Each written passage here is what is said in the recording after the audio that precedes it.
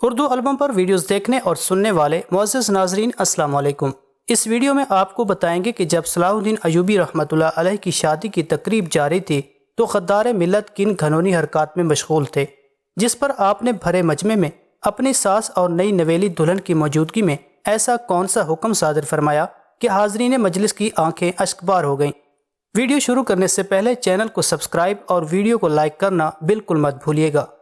صلاح الدین ایوبی رحمۃ اللہ علیہ کی شادی میں شرکت کے لیے امام شرف الدین رحمۃ اللہ علیہ اور زبیدہ خانم دمشق پہنچ گئے، پھر اسلامی سادگی اور روایت کے ساتھ شمس النساء اور صلاح الدین ایوبی رحمۃ اللہ علیہ رشتہ ازدواج میں منسلک ہو گئے۔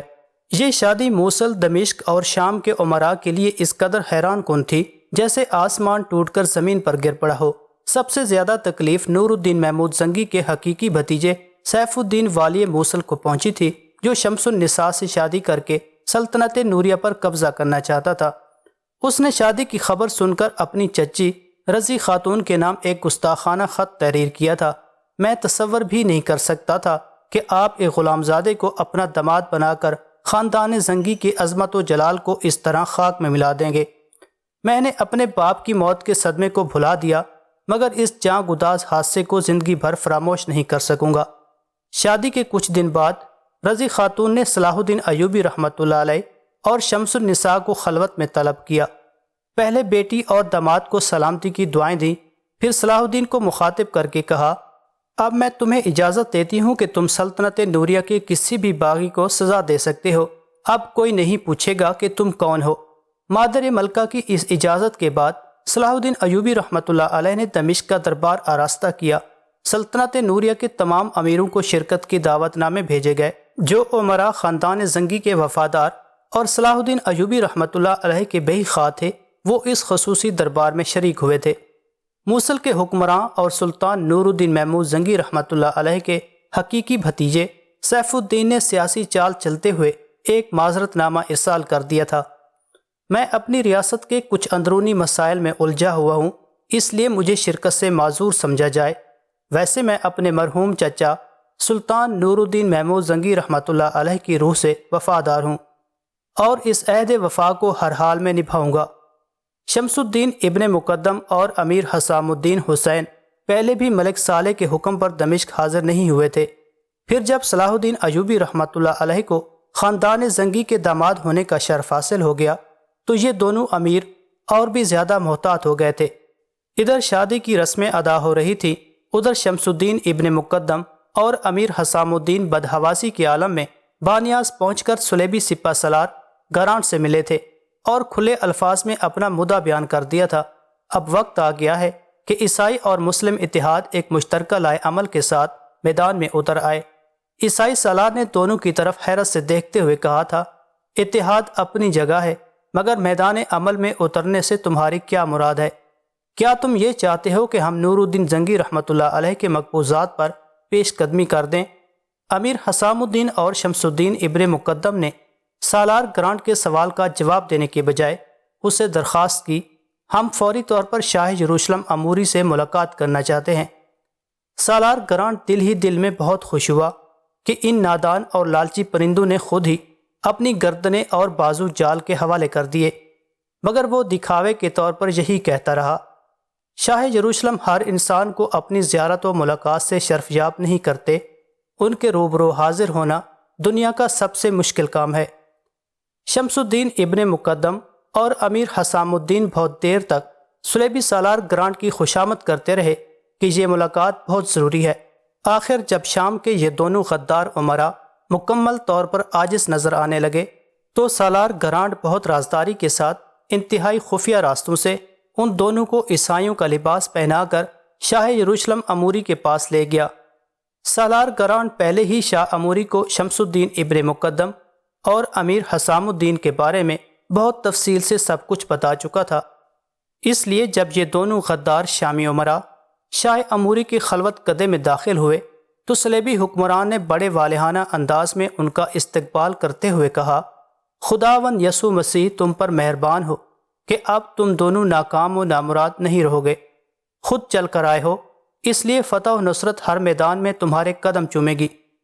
حکمرانی کے خواب نے شمس الدین ابن مقدم اور امیر حسام الدین حسین کی آنکھوں سے بینائی چھین لی تھی، اور وہ دونوں بے اختیارانہ انداز میں شاہ یروشلم اموری کے ہاتھوں کو بار بار بوسے دے رہے تھے۔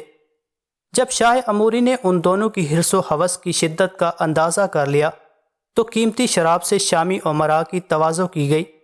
پھر جب شراب کے اثر سے شمس الدین ابن مقدم اور امیر حسام الدین کے دماغ اوجھل ہو گئے تو شاہ یروشلم نے انتہائی عاجزانہ مگر شاطرانہ انداز میں ان دونوں سے سوال کیا، آخر آپ معزز لوگ مجھ سے کیا چاہتے ہیں؟ سالار گرانڈ نے آپ کو بتایا ہوگا کہ ہم دونوں کو جنگ و جدل سے شدید نفرت ہے، اور ہم نے اپنی اس نفرت کا ثبوت دینے کے لیے بانیاس کے محاذ پر صلیبی لشکر کے خلاف شمشیریں بے نیام نہیں کی تھیں۔ شمس الدین ابن مقدم نے ایک ایک لفظ پر زور دیتے ہوئے کہا، مجھے معلوم ہے۔ شاہ یروشلم اموری کے لہجے میں شاہانہ وقار کے ساتھ غرور و تمکنت کا رنگ بھی شامل تھا۔ ہم نے اس دوستی کی بنیاد کو مضبوط تر کرنے کے لیے اپنا کچھ علاقہ بھی صلیبی لشکر کے حوالے کر دیا تھا۔ اب کی بار امیر حسام الدین بولا۔ اس کے لہجے میں انتہائی جوش تھا، اور وہ خطرناک عیسائی قیدی بھی آزاد کر دیے جنہیں سلطان نور الدین زنگی رحمۃ اللہ علیہ نے تا حیات قید خانے میں رکھنے کی قسم کھائی تھی۔ مجھے یہ بھی معلوم ہے، شاہ اموری کے لہجے میں وہی شاہانہ بے نیازی تھی۔ مجھے سب کچھ معلوم ہے، ان باتوں کو بار بار دہرانے کی ضرورت نہیں۔ بات انتہائی مختصر کرو اور یہ بتاؤ کہ تمہارے یہاں آنے کا مقصد کیا ہے؟ آپ کو معلوم ہے کہ صلاح الدین سلطان نور الدین زنگی کا داماد بننے والا ہے، شمس الدین ابن مقدم نے کہا، اور شاہ اموری کے چہرے پر اپنے اس انکشاف کا رد عمل تلاش کرنے لگا۔ شمس الدین ابن مقدم کی اس بات کا رد عمل توقع کے مطابق بہت شدید تھا۔ شاہ یروشلم اپنی زرنگار کرسی سے اٹھ کر کھڑا ہو گیا۔ اسے شامی امیر کی بات پر یقین نہیں آ رہا تھا۔ یہ رشتہ کیسے ممکن ہوا؟ کہاں ایک غلام زادہ اور کہاں ایک با اختیار سلطان کی بیٹی؟ حیرت کی زیادتی کے سبب شاہ اموری کی زبان سے الفاظ ٹوٹ ٹوٹ کر ادا ہو رہے تھے۔ ہم ہی بتانے حاضر ہوئے ہیں کہ صلاح الدین ایوبی ایک نہایت مکار، چالاک اور شاطر سالار ہے۔ شمس الدین ابن مقدم نے شاہ اموری کو خوش کرنے کے لیے نہایت نفرت آمیز لہجے میں کہا، جس نے اپنی چرب زبانی سے ایک احمق خاتون کو شیشے میں اتار لیا ہے۔ ابن مقدم کا اشارہ سلطان نور الدین زنگی رحمۃ اللہ علیہ کی بیوہ رضی خاتون کی طرف تھا۔ اس شادی کے بعد صلاح الدین ایوبی مصر کے علاوہ شام اور دمشق کا بھی مالک ہو جائے گا، پھر موصل اور دوسری ریاستیں بھی اس کے قبضے میں چلی جائیں گی۔ شاہ اموری دوبارہ اپنی کرسی پر بیٹھ گیا۔ اس انکشاف کے بعد وہ بہت زیادہ فکر مند نظر آ رہا تھا۔ اس سیاسی اتحاد کے معاہدے نے صلاح الدین کو ہمارا بھی جانی دشمن بنا دیا ہے۔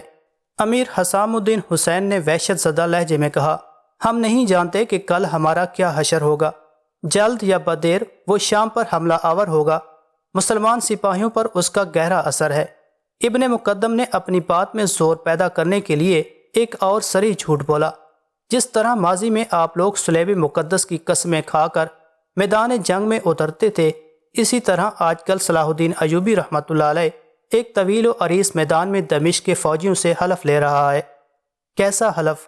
شاہ یروشلم اموری نے چونک کر پوچھا۔ میرے جاسوسوں نے خبر دی ہے کہ صلاح الدین ایوبی رحمۃ اللہ علیہ نے قرآن مقدس کو ایک بلند مقام پر رکھ دیا ہے۔ شمس الدین ابن مقدم نے اپنے جھوٹ میں رنگ آمیزی کے لیے انتہائی جذباتی لہجہ اختیار کیا تھا۔ صلاح الدین قطار در قطار کھڑے ہوئے سپاہیوں میں سے ایک ایک کو بلاتا ہے اور حکم دیتا ہے کہ وہ قرآن کریم پر ہاتھ رکھ کر قسم کھائیں کہ اس وقت تک چین سے نہیں بیٹھیں گے جب تک روئے زمین سے عیسائیوں کا نام و نشان نہیں مٹا دیں گے۔ یہ سن کر شاہ یروشلم کی پریشانی میں کچھ اور اضافہ ہو گیا تھا۔ دمشق کے سپاہیوں سے حلف لینے کے بعد صلاح الدین شام کی طرف بڑھے گا۔ امیر حسام الدین حسین نے خوفزدہ لہجے میں کہا، کون مسلمان ایسا ہے جو قرآن مقدس پر ہاتھ رکھ کر قسم کھانے سے انکار کرے گا؟ انجام کار شام کے بیشتر سپاہی صلاح الدین کے ہمنوا ہو جائیں گے اور ہماری فوجی طاقت برائے نام رہ جائے گی۔ ہم شہنشاہ کی خدمت میں اس لیے حاضر ہوئے ہیں کہ اگر ایسی صورتحال پیش آئی تو ہمیں کیا کرنا چاہیے۔ شاہ اموری بہت دیر تک اس پیچیدہ اور نازک مسئلے پر غور کرتا رہا۔ اس کے چہرے سے ذہنی کشمکش کے آثار نمایاں تھے۔ شمس الدین ابن مقدم نے شاہ اموری کی یہ کیفیت دیکھ کر یہی سمجھا کہ یروشلم کا حکمران اپنا دامن بچا رہا ہے۔ ابن مقدم کے شاطر ذہن نے فوراً ہی نئی چال چلی، اگر شہنشاہ ہماری مدد نہیں کر سکتے تو ہمیں حکم دیں، ہم اپنی صفوں میں واپس چلے جائیں گے اور صلاح الدین ایوبی رحمۃ اللہ علیہ کی وفاداری کا حلف اٹھائیں گے۔ ابن مقدم کی بات سن کر شاہ یروشلم مسکرایا، تم واپس نہیں جاؤ گے، ہماری پناہ میں رہو گے۔ اس کے بعد شاہ اموری شمس الدین ابن مقدم اور امیر حسام الدین حسین کے درمیان نیا تحریری معاہدہ ہوا، جس کے مطابق ضرورت کے وقت صلیبی فوجیں ان دونوں کی مدد کریں گی یہاں تک کہ وہ دمشق اور شام پر اپنا قبضہ مکمل کر لیں۔ یہ معاہدہ کاہن بطریق کی رائے کے مطابق بہترین ساعت میں ہوا تھا۔ تمام ستارے شاہ یروشلم کے حق میں تھے۔ بطریق نے یہ دعویٰ بھی کیا تھا کہ مذکورہ معاہدہ ایشیا میں صلیبی فتوحات کا نیا دروازہ کھول دے گا۔ یہ اس زمانے کا واقعہ ہے جب صلاح الدین ایوبی اور شمس النساء کی شادی کے دعوت نامے شمس الدین ابن مقدم اور امیر حسام الدین کو بھیجے گئے تھے، اور وہ دونوں غدار اس وقت یروشلم میں بیٹھے سلطان نور الدین زنگی رحمۃ اللہ علیہ کی دارشت کا سودا کر رہے تھے۔ دربار آراستہ تھا۔ سلطان ملک صالح تخت خلافت پر جلوہ افروز تھا۔ اس کے بائیں ہاتھ پر صلاح الدین ایوبی کی نشست تھی۔ یہ منظر اس بات کا ثبوت پیش کر رہا تھا کہ صلاح الدین ایوبی ملک صالح کا فرما بردار تھا۔ اس موقع پر خواتین کے لیے پردے کا خاص اہتمام کیا گیا تھا، کیونکہ ملکہ رضی خاتون درباری کارروائی کو اپنی آنکھوں سے دیکھنا چاہتی تھیں۔ اس موقع پر نوبہاتہ دلہن شمس النساء بھی موجود تھی، جو اپنے شوہر کی تقریر سننا چاہتی تھی۔ آخر درباری کارروائی کا آغاز قرآن مقدس کی تلاوت سے ہوا۔ کلام الہی کے بیت الجلال اور قاری عبدالستار کی مسحور کن آواز نے حاضرین دربار پر سکتہ سا طاری کر دیا تھا۔ تلاوت کے بعد صلاح الدین ایوبی اپنی نشست پر کھڑا ہوا، پہلے اپنے اللہ کی کبریائی بیان کی، پھر نہایت پرجلال لہجے میں اہل دربار سے مخاطب ہوا۔ مجھے یہ کہتے ہوئے بہت افسوس ہو رہا ہے کہ سلطان ملک صالح کی طرف سے بار بار دی جانے والی دعوت کے باوجود سلطان نوریہ کے کئی اہم اور ذمہ دار امراء اس اجتماع میں شریک نہیں ہوئے، جہاں بیٹھ کر ہم سب ملت اسلامیہ کو درپیش مسائل پر گفتگو کرنا چاہتے تھے، اور اس کے ساتھ ہی باہمی مشورے سے آئندہ کے لیے لاہ عمل بھی طے کرنا چاہتے تھے کہ بیرونی خطرات سے کس طرح محفوظ رہا جائے، اور اس سلسلے میں اجتماعی کردار کے ساتھ ہمارا انفرادی کردار کیا ہوگا۔ اور یہ خالی کرسیاں چیخ چیخ کر بتا رہی ہیں کہ ہم نے سلطان عادل سے کیے ہوئے وعدے فراموش کر دیے۔ میں ذاتی طور پر ایک ملی انسان ہوں اور بلند و بانگ دعووں کو قطعاً پسند نہیں کرتا، لیکن آج مجھے مجبوراً یہ اعلان کرنا پڑ رہا ہے کہ میں ایک بار وعدہ فراموش انسانوں کو ان کا وعدہ ضرور یاد دلاؤں گا۔ اگر وہ اپنے غلط فیصلوں پر نادم ہو کر واپس لوٹ آئے تو میں والہانہ انداز میں اپنے گلے لگا لوں گا، لیکن اس تنبیہ کے باوجود انہیں اپنے حلف کے الفاظ یاد نہیں آئے تو ایسے بدعہد لوگوں کے لیے سلطنت نوریہ کے کسی گوشے میں کوئی جگہ باقی نہیں رہے گی۔ میں نے بھی سلطان عادل سے ایک عہد کیا ہے، یا تو وہ عہد پورا ہو کر رہے گا یا پھر اسے نبھاتے نبھاتے میری جان چلی جائے گی۔ جو سلطان ملک صالح کا وفادار ہے وہ میرا محبوب اور مختوم ہے، اور جس نے میرے آقازادے کے حکم سے سرتابی کی وہ میرا بدترین دشمن ہے۔ صلاح الدین ایوبی کی تقریر اتنی اثر انگیز تھی کہ حاضرین دربار کی آنکھیں بھیگ گئیں۔ شمس النساء نے پہلی بار صلاح الدین ایوبی کی شخصیت کے حقیقی خد و خال دیکھے تھے۔ مجھے آپ کی رفیقہ حیات ہونے پر فخر ہے۔ ایک پاک باز اور وفادار بیوی نے جذبات کی گہرائیوں کے ساتھ اپنے شریک سفر کو خراج تحسین پیش کیا۔ صلاح الدین ایوبی رحمۃ اللہ علیہ کی زندگی میں سکون اور خوشی کے لمحات بہت ہی مختصر تھے۔ اچانک ایک برق رفتار قاصد مصر سے دمشق پہنچا اور اس نے صلاح الدین ایوبی کو اطلاع دی کہ فرنگیوں کا ایک بحری بیڑا اسکندریہ کی بندرگاہ کی طرف بڑھ رہا ہے۔ صلاح الدین ایوبی نے فوری طور پر مادر ملکہ رضی خاتون اور اپنی بیوی سے کہا، مجھے ایک سخت جنگی مہم درپیش ہے، اس لیے میں آج ہی مصر واپس جانا چاہتا ہوں۔ شوہر کی بات سن کر شمس النساء نے کہا، میں بھی آپ کے ہمراہ چلوں گی۔ صلاح الدین ایوبی نے جواباً کہا، آپ اس ہنگامی سفر میں میرا ساتھ نہیں دے سکیں گی۔ جب صلیبیوں کا یہ خطرہ ٹل جائے گا تو میں خود دمشق آ کر آپ کو اپنے ساتھ لے جاؤں گا۔ ہنگامی سفر سے آپ کی کیا مراد ہے؟ شمس النساء نے مسکراتے ہوئے شوہر سے پوچھا۔ میرا مطلب ہے کہ اس دشوار سفر میں آپ کو بہت زحمت ہوگی اور میں یہ پسند نہیں کرتا۔ صلاح الدین ایوبی نے اپنے رفیق سفر کو سمجھانے کی کوشش کی۔ میں ایک مجاہد کی بیٹی ہوں اور دوسرے مجاہد کی بیوی۔ شمس النساء نے محبت آمیز مگر پرجلال لہجے میں کہا، میں اس سفر میں آپ کو تنہا نہیں چھوڑ سکتی، آپ تیاری کریں، میں ابھی آتی ہوں۔ یہ کہہ کر شمس النساء کمرے سے نکل گئی۔ بیوی کے جاتے ہی صلاح الدین ایوبی نے مادر ملکہ کی خدمت میں عرض کیا، اگر مجھے یہ جنگی مہم درپیش نہ ہوتی تو میں کچھ اور دن دمشق میں ٹھہرتا تاکہ یہاں کی ساری سیاسی صورتحال واضح ہو جاتی۔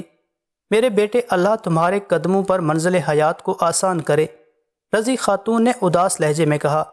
انہیں بیٹی اور داماد کے بچھڑنے کا دکھ تھا، مگر وہ خود بھی ایک مجاہد کی بیوی تھیں اور انہوں نے اپنی شادی شدہ زندگی میں ایسے بے شمار مناظر دیکھے تھے کہ سلطان نور الدین زنگی ایک محاذ جنگ سے لوٹ ہی رہے تھے کہ دشمنوں نے دوسرا محاذ کھول دیا اور سلطان عادل گھر آتے آتے میدان جنگ کی طرف پلٹ گئے۔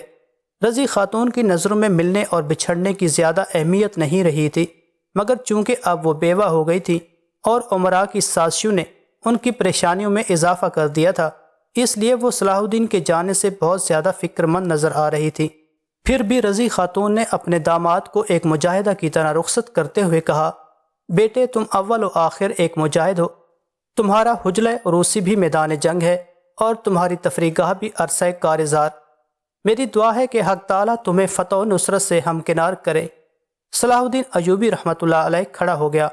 اللہ کرے کہ میرے سارے اندازے غلط ہوں، مگر مجھے دو آدمیوں سے شدید خطرہ لاحق ہے، ایک سلطان عادل کا بھتیجا والی موصل اور دوسرا سلطان ملک صالح کا مشیر خاص گمشدگین۔ آپ ان کی حرکات و سکنات پر گہری نظر رکھیے گا۔ میں نے باقی امراء کو تاکید کر دی ہے کہ وہ پرچہ نویسوں کے ذریعے مجھ سے مسلسل رابطہ رکھیں۔ یہ کہہ کر صلاح الدین ایوبی نے مادر ملکہ کے ہاتھ کو بوسہ دیا اور مصر کی طرف روانہ ہو گیا۔ صلاح الدین ایوبی کو اس وقت شدید حیرت ہوئی جب شمس النساء اس کے دوش بدوش اپنے پسندیدہ گھوڑے پر سفر کر رہی تھی۔